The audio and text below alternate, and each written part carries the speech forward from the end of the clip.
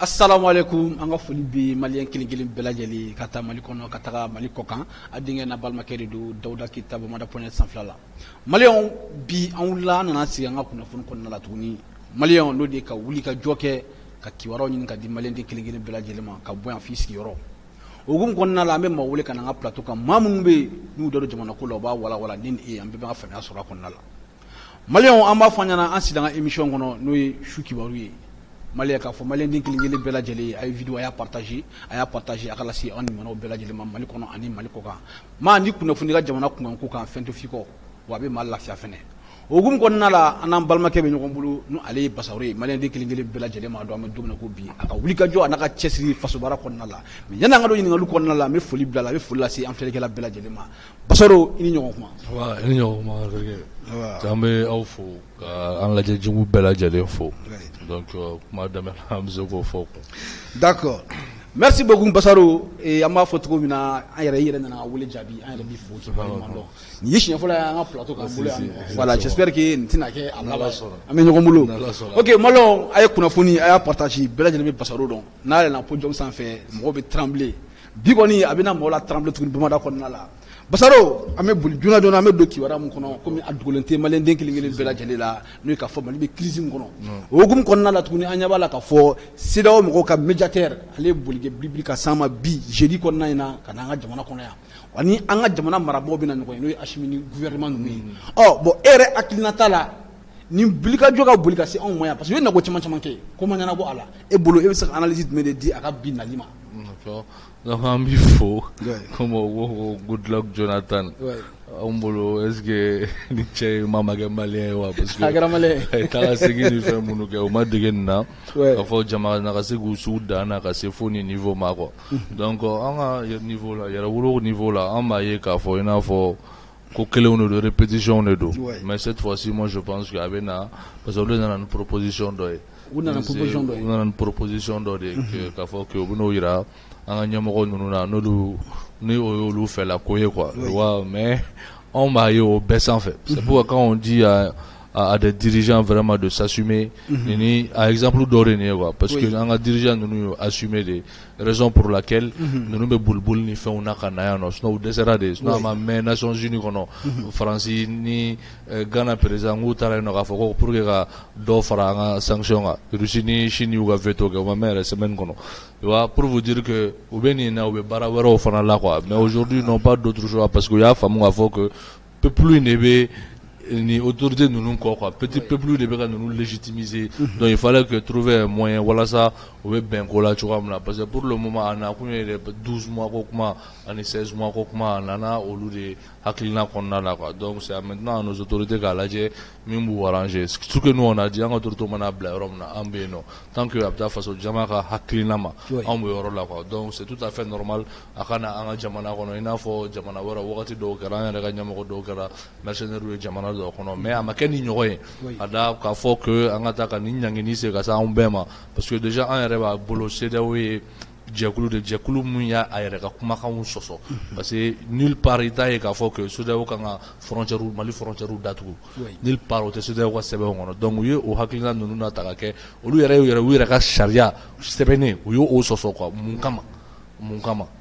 donc a yirala k'a fɔ fɛn wɛrɛ bɛ anw ta in kɔfɛ min ni tɔw taw tɛ kelen ye quoi donc o hakilinaw kɔnɔna de la u nana k'a fɔ ko ka bɛn walasa mɔgɔw bɛ se ka lafiya cogoya min na parce que Sénégal président m'a fɔ ko Mali olu ka jamana Mali fɛn minnu bɛ na Mali kɔnɔ kɔfɛ ka na ko 100 sarada la 60 bɛ bɔ olu de ka sara la donc olu ils perdent des centaines de milliards pour vous dire que diɲɛ kow donnen don ɲɔgɔn na quoi et Ivoire bɛ ka kule don o don prix ko la wa fɛn bɛɛ prix yɛlɛlen an bɛ don min na ko bi 100 fɛn bɛɛ fɔlɔ mɔgɔw ma ka kɛ sogoko dɔrɔn mais sogo dɔrɔn tɛ i ka sugu kɔnɔ fɛn bɛɛ prix yɛlɛla pour vous dire que voilà hakilimaw b'a faamu quoi a danna min na an y'o de fɔ Mali ye jatigɛ jamana de quoi ni nana an b'i lamɛn et tout donc mais min ka di faso jama ye o de bɛ kɛ quoi. D'accord. Merci beaucoup Basaro i ka nin walawalani aw sara malien de kelen-kelen bɛɛ lajɛlen ma parce que maa caman fɛ ka nin woro kɔnɔna dɔn dɔw y'a demandé a bɛna mun de la yan ni dɔ y'a ta k'a lajɛ u bɛ ka na proposition min kɛ dɔw i yɛrɛ ɲuman na ko 12 mois ninnu na ko olu kuma bɛ se ka sira kɔrɔ mais dɔ y'a ta k'a lajɛ an ye assise nationale dɔ k'an fɛ yen an y'a jira k'a fɔ de 6 mois à 5 ans bon an ka mɔgɔw bɔnbaraw kan an y'a ye tuguni ni ma fili kunasini ni ma fili CNT maaw olu fana ye loi in adopté ka kuma kan ka jira k'a fɔ ko bon ko assise bɛnna min kan k'olu fana b'o voté u y'a voté à 100%. bon ni dɔ y'a ta k'a lajɛ dɔ y'a jira a kɔnɔna la u ka article numéro 3 de don ni ma fili oui c'est pas un article.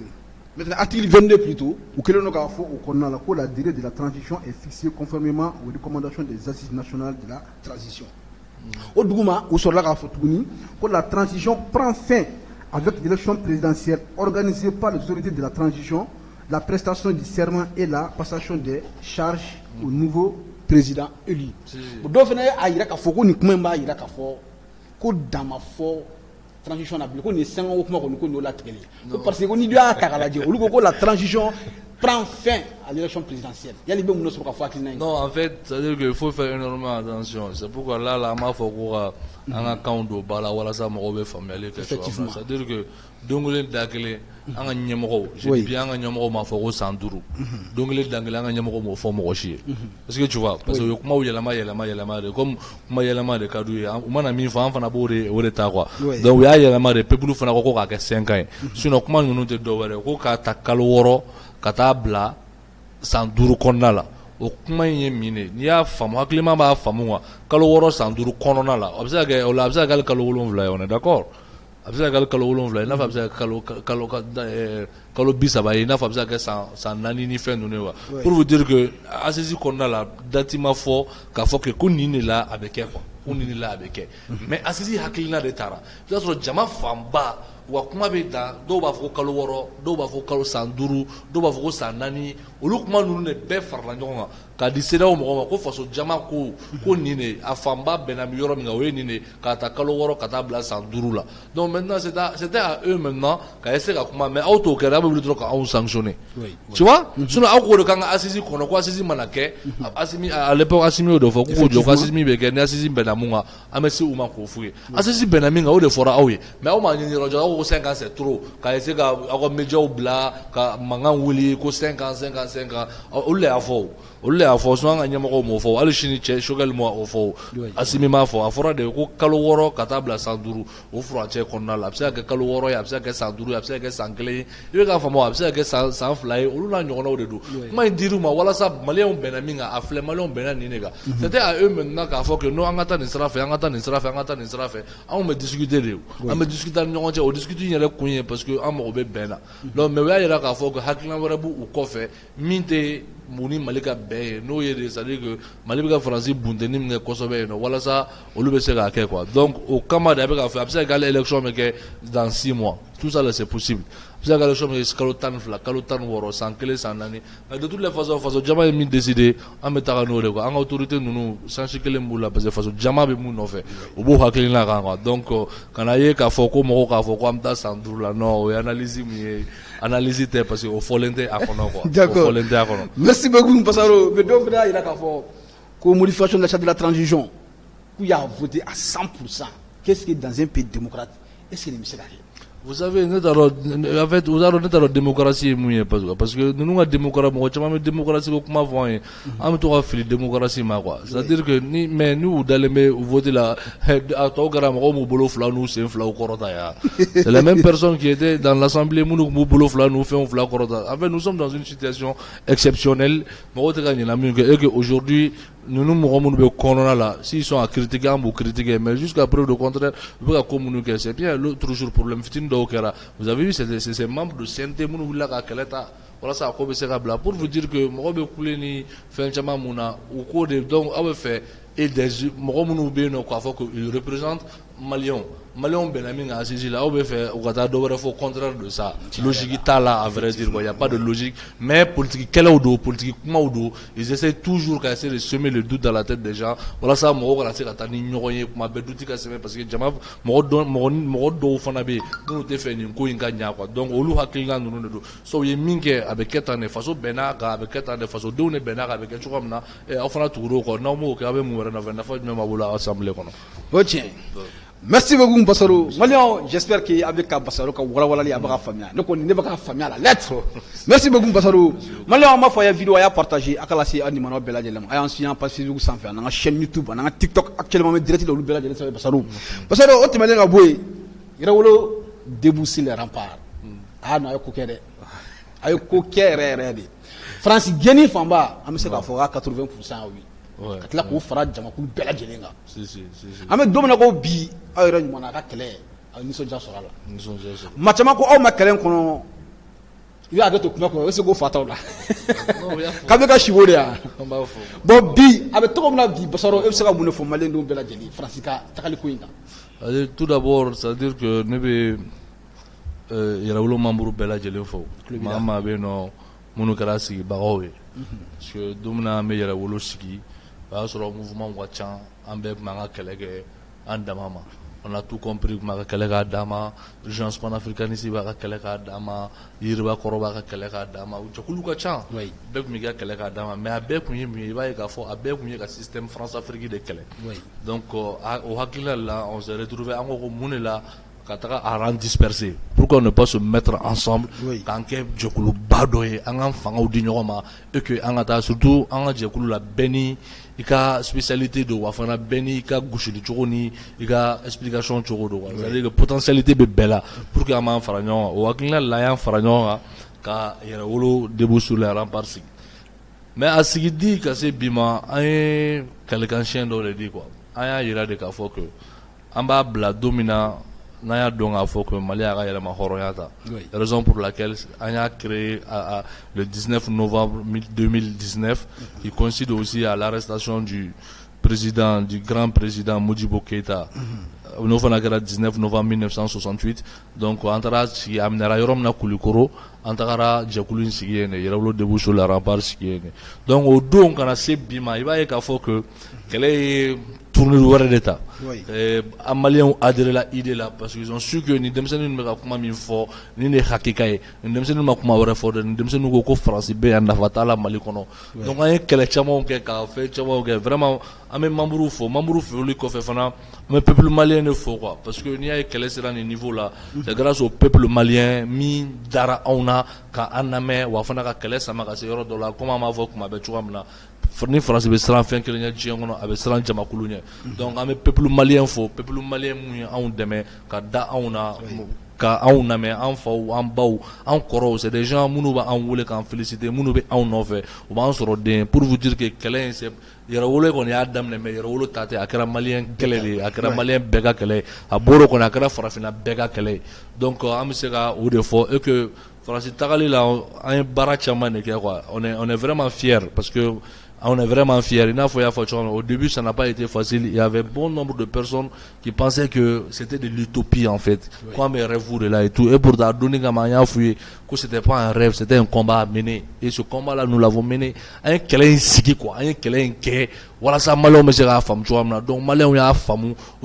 Et moi chama ne do, moi chama ne kabolo. tɛgɛ di ɲɔgɔn ma o de sera ka nin kɛ pour vous dire que bunadamaden n'aw dalen don fɛn dɔ la aw bɛ kɛlɛ dɔ la aw dalen don a la et que a b'aw ni na a b'aw kunkolo kɔnɔ aw dalen don a la a ka ca Ala fɛ aw bɛ san sɔrɔ n'aw ma ka sira bila sinon faransi kɛlɛ mɔgɔ caman de y'a daminɛ o mais bi i yɛrɛ b'a ta k'a lajɛ mɔgɔ minnu tora scène kan a ligne na fɛnw kan ka na kow kun dɔnnen don l'époque a tɛ tɛmɛ mɔgɔ dama dama nin kan pour vous dire que hɔrɔnya kɛlɛ de don et que n'an ma nin kɛ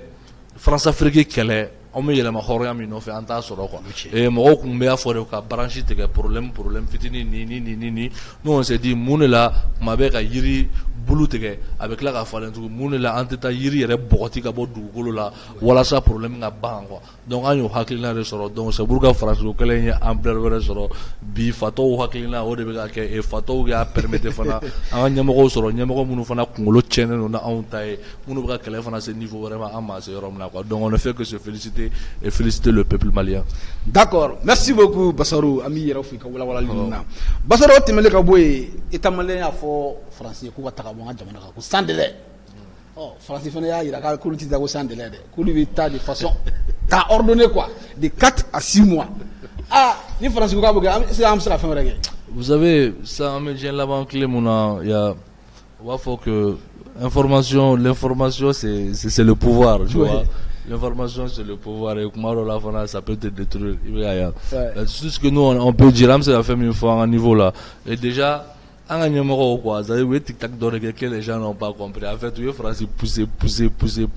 fo faransi yɛrɛ de k'a fɔ k'u bɛ taa quoi i bɛ k'a faamu ni mɔgɔ min c'est-à-dire que kumaw dɔw tɛ fɔ a ka hakɛ to i bɛ tɛgɛ bɔ Kunatɛ bolo awɔ parce que a wagati la an y'a mankan wuli an wɔrɔ an bɛ fɛɛrɛ wa bɔ ka degré de kɛ ka fɛnw kɛ explication dɔw d'an ma k'a fɔ a bɛ kɛ cogoya min na quoi an nana ye fana a kɛra ten de quoi u ye faransi pousser de quoi Sow Kamara ye faransi pousser de fo faransi k'a fɔ k'a ka ɲi a y'a poussé de wa a y'a fɔ a bɛ kɛ cogo min na a kɛra ten de wa faransi yɛrɛ de b'a bɔ a da k'an bɛ Mali bila ka sɔrɔ autorité ma fɔ quoi tu vois Sow Kamara y'u poussé de ko k'o bɔ ministre de la défense a kunkolo ma ɲi cɛ ninnu kunkolo ma vérifier ninnu ko an ko k'an kunkolo ma ɲi mais ninnu man kɛnɛ walayi est-ce que tu vois a y'a fɔ cogo min na a kɛra ten de donc u yɛrɛ de y'a fɔ donc u y'a fɔ don min na u y'a fɔ de ko k'olu bɛ taa est-ce que partenariat b'aw ni jamana min cɛ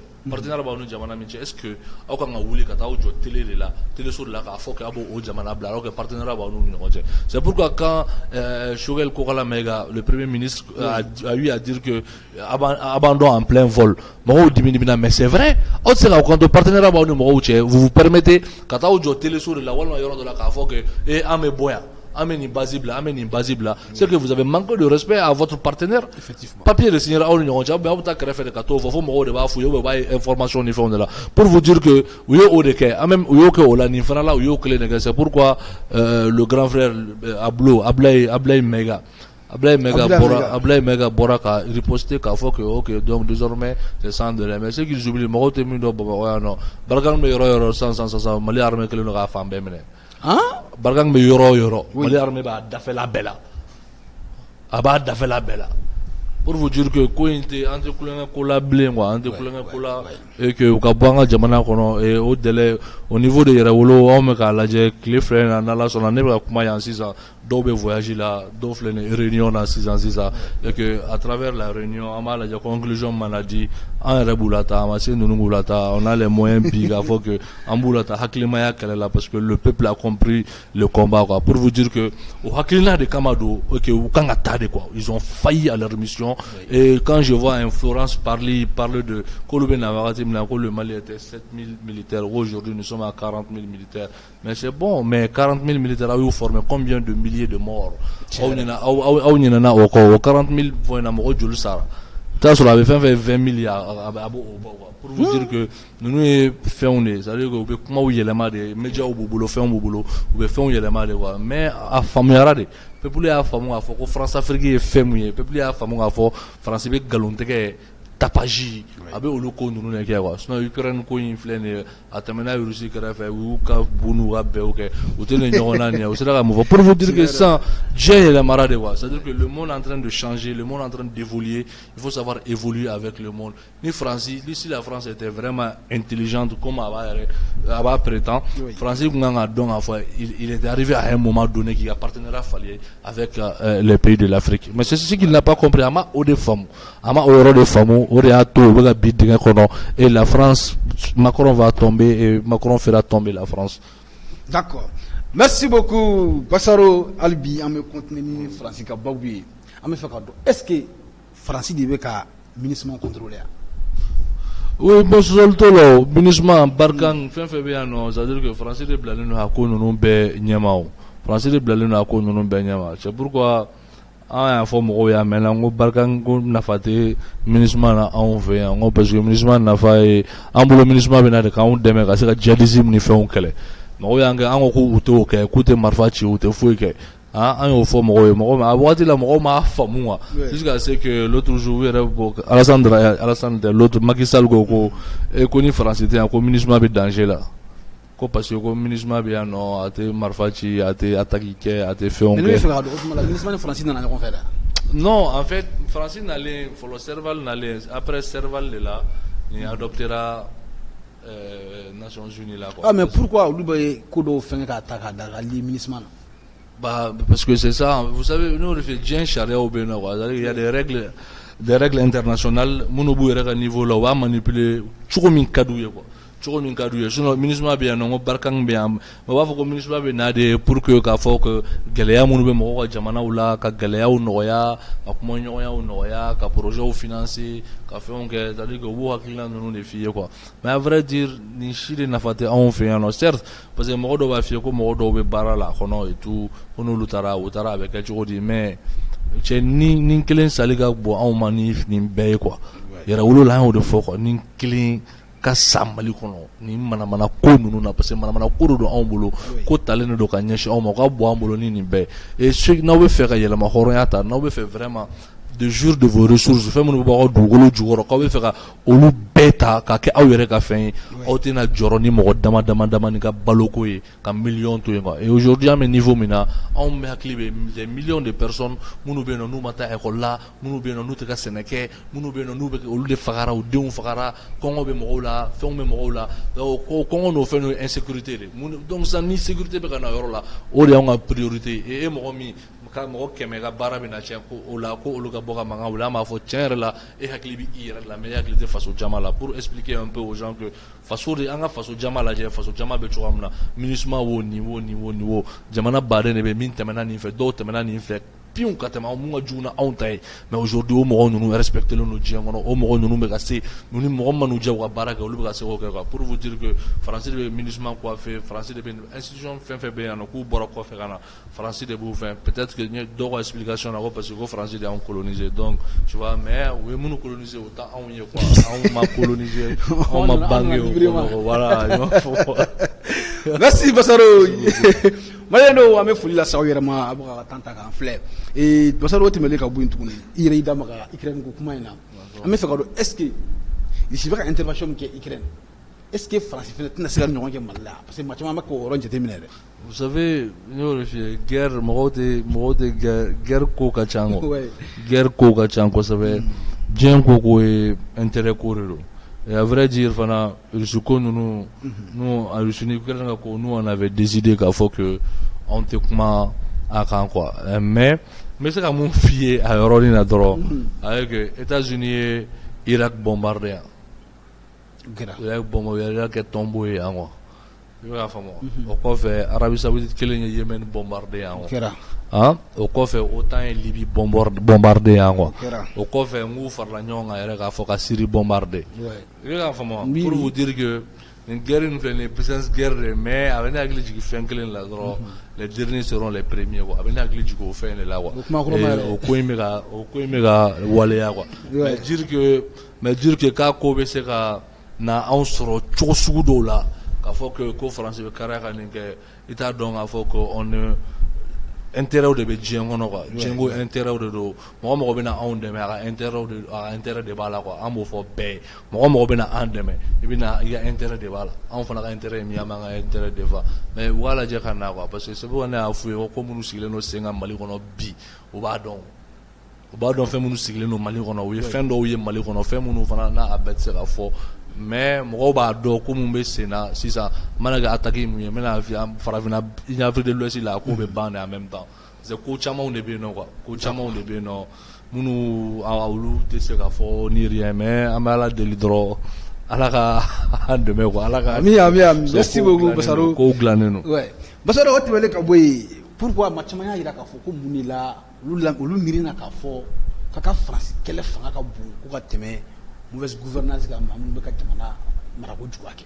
an b'a fɔ cogo di lutte sociale la an yɛrɛ tɛ mɔgɔ dɔn yɛrɛ mun ye lutte sociale kɛ ka tɛmɛ an kan an t'a dɔn peut-être que ça existe mais an t'a dɔn mun ye lutte sociale kɛ ka tɛmɛ anw kan quoi parce que de tout le temps an bɛ o de la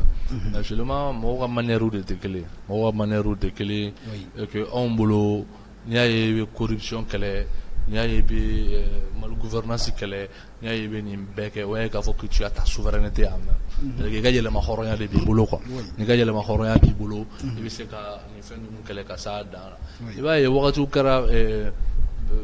Kati Sirako kɛra yan nɔ jɔnw y'a kɛ jɔn y'a kɛ yɛrɛwolo membre b'a la o i bɛ k'a fɔ jugement baden bɛ yen nɔ segin kɛra jugement kan parce que yɛrɛwolo membre dɔw y'a kɛlɛ ta k'a k'u ta ye o i bɛ k'a faamu pour vous dire que an ye nin bɛɛ kɛ o seulement anw b'a kɛ de bonne foi anw b'a kɛ ni bingani kɛra min na an b'a fɔ an bɛ an ka faransi kɛlɛ la l'autre jour logement sociaux ko kɛra yan nɔ an m'a faamu a kɛcogo ma diya anw ye nka anw bɔra k'a fɔ effectivement est-ce que tu vois pour vous dire que mɔgɔw bɛ diversion de kɔnɔ quoi nin bɛɛ ye diversion de parce que u b'a fɔ a daminɛ kun bɛ nin de fɔ a ye faransi to yen dɛ aw ka nin kɛ a ye nin kɛ o temps tɛ yen sa aw ka dɔ k'o la kɛlɛ anw kelen mana diɲɛ kɔnɔ quoi anw kelen tɛ maliyɛnw ye anw kelen tɛ hakilimaw ye hakilima baden de bɛ dugu kɔnɔ n'aw ye k'a fɔ ni olu y'a ye k'a fɔ que fɛn dɔ bɛ an tɛ k'a kɛ aw k'o kɛ sa an bɛ ɲɔgɔn dafa la an bɛ ɲɔgɔn sɔrɔ ɲɛfɛ quoi la an bɛ ɲɔgɔn sɔrɔ ɲɛfɛ parce que an kɔni bolo an ka yiri bɔgɔti ka bɔ dugukolo la ka yiri la bin o ka fisa kuma bɛɛ ka yiri branche dɔ bulu dɔ tigɛ a bɛ tila ka bɔ tugun quoi donc o y'an ka faamu ye wa d'accord Basaro i ka kuma faamuyara mais an bɛ fɛ k'a dɔn n'a ye faransi gɛn komi yɛrɛwolo ka kɛlɛ principalement o ye faransi ko in de yala ni faransi taara o bɛna mun yɛrɛ bila en place non ni faransi taara ka mun bila en place tɛ on a dit comment dirais-je on a exigé à ce qu'on ait d'autres partenaires c'est-à-dire que an y'a ɲini de ka wajibiya an ka ɲɛmɔgɔw kan ko an bɛ fɛ an ni maa wɛrɛw ka bolo di ɲɔgɔn kan i n'a fɔ Russie ta bɛ cogo min na mais mɔgɔ bɛ Russie ta de fɔ sa ca ni Turki bɛ ka baara min kɛ an ni Russie yɛrɛ tɛ k'o kɛ Turki i bɛ k'a faamu an ni Chine bɛ ka baara kɛ an ni mɔgɔw bɛ ka baara kɛ o mais an ko de an ni bɛɛ bɛ se ka baara kɛ tant que i b'anw bonya i n'a bɛ se ka baara kɛ sinon Asimi y'a fɔ bɛɛ ko jalago dayɛlɛlen don donc aujourd'hui les Russes sont là Russes b'anw fɛ yan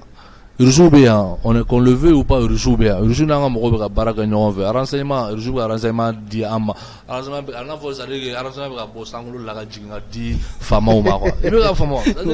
pour vous dire que mɔgɔw bolo ko kulonkɛ de don quoi kulonkɛ tɛ quoi kulonkɛ tɛ faransi taara dɛ jɔn bɛ na dɛ faransi taara an y'a fɔ bɛɛ ye on ne va pas quitter un aspect colonial à un autre aspect colonial. Mais qu'on le veuille ou pas, nous serons obligés de travailler avec des partenaires. Mais un partenaire avec la France, ça nous a absolument rien servi. Au regard quand même France blanc et qu'il faut changer de partenaire. Et au lieu nous, même les Modibouketa ont travaillé avec comment il s'appelle? Les Modibouketa ont travaillé avec les Russes. Ou bien Nina Oko. Seulement Nina Ango de Aguana Ouada en demeure à ce faux degré d'homme. Ou n'a assimilé Chogal nous n'allait. Ou est qu'on doit barrer la Kosobe pour que Bemsera familial soit rejoint. Donc France a eu qu'à faut que Alega Fouaria de Bena Dakenega, à vrai dire. Français ka fɔ a ka fɔriya de bɛna da kɛnɛ kan walasa Russie mana na sa parce que bɛɛ y'a ye i kɛra Asimi fɛ o i ma kɛ Asimi fɛ o i kɛra gouvernement fɛ o i ma kɛ gouvernement fɛ i b'a ye k'a fɔ que bi kɔni sécurité bɛ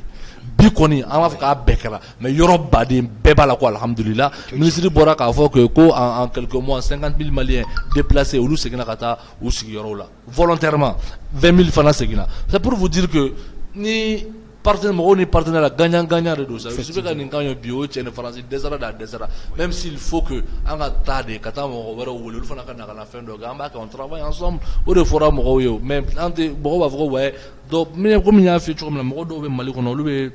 kuma tiɲɛw de la quoi olu bɛ kuma tiɲɛnaw bɛ yen nɔ minnu olu bɛ politiki kɛlɛ la quoi anw dun tɛ politiki ko kɛlɛ la c'est à dire que olu b'a f'i ye dɛ nin mana taa dɛ aw bɛna nin bila yan dɛ aw bɛna nin bila yan aw tɛ se k'aw yɛrɛ défend aw tɛ se k'aw yɛrɛ défend a y'a fɔ n ye san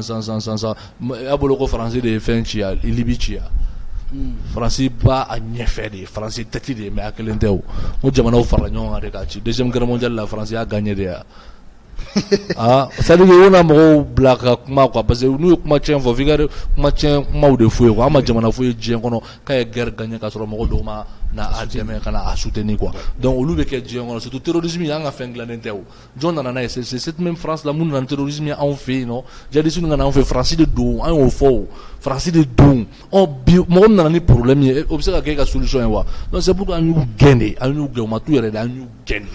gɛn donc i kɛra Russie o i kɛra Coréen o i mana kɛ dugu o dugu ye n'i bɛ na an ni bɛ baara kɛ cogoya min na partenariat win-win na gagnant la nous sommes prêts pour que ni kelen bɛ se ka kisi cogoya min na parce que Malien sɛgɛnna Mali sɛgɛnna quoi san 9 ko kelen ta tɛ mɛnɛ sisi tɛ bɔ a bɛ mɛn dugu kuturu de bɛ jeni Mali kɔnɔ muso kɔnɔmaw kɔnɔ bɛ fara cɛkɔrɔbaw bɛ faga denmisɛnninw bɛ faga c'est-à-dire que an bɛ taa tasuma don an ka jiginɛsow la ka taga forow tiɲɛ ka taga fɛnw tiɲɛ donc an bɛna an sigi cogo di ko k'an bolo to Faransi bolo dɔw b'a f'i ye ko Faransi tagali man ɲa ko k'an bolo to Faransi bolo k'o kelen kan alors que Faransi ko k'ale 6e puissance mondiale ye ko fɛn drone b'ale bolo nin b'ale bolo nin b'ale bolo k'ale bɛ se k'i to Niger ka Mali fan bɛɛ ye mais ale tɛ se k'i to Mali kɔnɔ ka mɔgɔw ye k'a fɔ u bɛ ka fɛngɛw jeni a tɔgɔ dugu kuturu bɛ ka jeni minute 30 pour vous dire qu'an tɛmɛna u ka nin débat ye u ka nin bila kɛrɛfɛ an tɛmɛna nin na dɛ Russie nana ka na yira na k'a fɔ ko nin si tɛ ko en 5 mois dɔrɔn a bɛ dɔn k'a fɔ ko dɔw bɛ sen kan 5 mois a lajɛ ko minnu kɛra quoi yɛrɛ bɛɛ k'a lajɛ quoi c'est à dire que Assimi ko tɛ quoi mɔgɔw k'a fɔ Assimi ko tɛ baara min bɛ ka kɛ an bɛ k'o de lajɛ quoi et aujourd'hui qu'on le veut ou pas baara bɛ ka kɛ et nous sommes prêts à collaborer avec tout le monde mɔgɔ tant que i b'an ka dignité respecter tant que i b'an ka souveraineté respecter anw b'i respecter Faransi tɛ se k'a fɔ k'e bɛ Mali fɛ ka tɛmɛ Mali kan sa e jɔn ye e bɛ se ka Mali kanu n'anw ye ba dɔw b'a fɛ ko Faransi bɛ 1 million wa 2 millions de dollars 2 millions d'euros k'u b'o tiɲɛ Mali la don o don Faransi b'o kɛ pour quelle raison Faransi b'an kanu de ka se o ma k'a fɔ k'a b'o kɛ yan mais kuma bɛ fɔ hakilima ye n'u ye nin kuma fɔ mɔgɔ dɔw fana bɛ yen olu k'u b'o défend wa mais dimension ko don Ala ka baisser dimension dɔ ma comme ça faamuyali ni fɛnw bɛ kɛ quoi an bɛ niveau min na nous sommes prêts à travailler avec tout le monde que ce soit les Russes que ce soit les Coréens que ce soit les Rwandais a mana kɛ mɔgɔ ye pour que lakana bɛ se ka sabati an ka jamana kɔ cogoya min na partenariat gagnant kɔnɔ parce que c'est la géopolitique bɛɛ b'i ka intérêt de défend et an m'an ka intérêt défend quoi o mɔgɔ ninnu kɛrɛfɛ o yɔrɔ an bɛ se k'o de fɔ o yɔrɔ la. D'accord merci beaucoup Basaro Maliyɛnw a tɛ tɛmɛ nin kan dɛ n'a fɔra ko walawalali a dannen Basaro kumakan laban an bɛ fɛ ka min f'i ɲɛna Mali crise bɛ don min na ko faso jama o yɛrɛ jɔyɔrɔ ye mun ye sisan non tout d'abord ne bɛ faso jama fɔ toujours parce que Mali faso jama ye fɛn kɛ fɛn min ni anw m'a ye an tile la o bɛ ka ko min kɛ c'est-à-dire c'est toujours k'a yira k'a fɔ an bɛ cogoya min na an ka to ten an bɛ ɲɔgɔn minɛ min na an ka côté an ka continuer kan quoi parce que an ye exemple di farafinna kɔnɔ k'a fɔ que ko kɔnɔjuru jɛlen bɛ bi fɔ Mali de y'a yira diɲɛmɔgɔ la nin san laban ninnu kɔnɔ quoi ka taa kɛlɛ camanw kɛra lutte sociale ninnu caman fɛn fɛn kɛra Mali de ye exemple di quoi et bi ka na ye k'a fɔ que Maliyɛnw ka fara ɲɔgɔn kan et que mɔgɔ parti politique dɔw bɛ mun tɛ nin transition fɛ mais olu membres walima olu cadres ka bɔ ka na ko non n bɛ ninnu soutenir avec i b'a ye kuma dɔ la Maliyɛn ka Mali kanu a bɛ niveau dɔ la min ni mɔgɔ tɔw tɛ kelen et an bɛ se ka mun fɔ peuple ye toujours an ka ɲɔgɔn conscientiser an ka faamuyaliw di ɲɔgɔn ma information fu caman bɛ fili mais an ka essayer an ka gɛrɛ an ka ɲininkali ni fɛnw kɛ sinon u b'an fili parce que guerre médiatique de bɛ mɔgɔ ninnu bolo u bɛ fɛ k'an fara sinon ko mɔgɔ dɔw fana taar'u sigi